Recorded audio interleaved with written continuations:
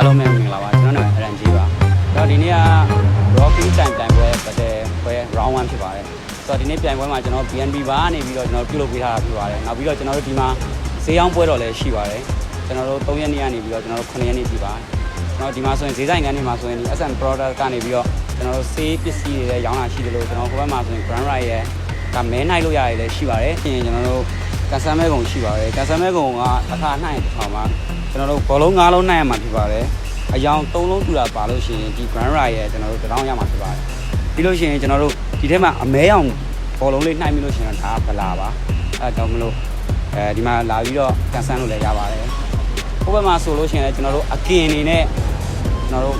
မွန်ရင်းကားတွေပါလည်းရပါသေးတယ်ဒီမှာလာပြီးတော့ကျွန်တော်တို့ AC ထိုင်စားလို့ရပါတယ်ပြီးလို့ရှိရင်ကျွန်တော်တို့ show ပွဲတွေလည်းထပ်ရှိပါသေးတယ်9ရက်နေ့မှာကျွန်တော်တင်လာဝင်းကျော်လာမှာဖြစ်ပြီးတော့ကျွန်တော်6ရက်နေ့မှာတော့သင်းစုပ်ပြိုင်ပွဲရှိပါတယ်ခင်ဗျဒီနေ့ Round 1ကိုပြိုင်တဲ့ပွဲပဲဖြစ်ပါတယ်ကျွန်တော် Freeze Time ပတ်တဲ့ပြိုင်ပွဲပေါ့ဗျကျ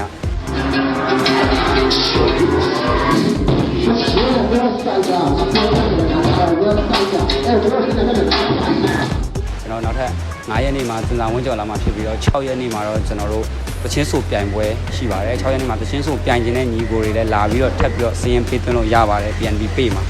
ဟုတ်ကဲ့အားလုံးကျေးဇူးတင်ပါတယ်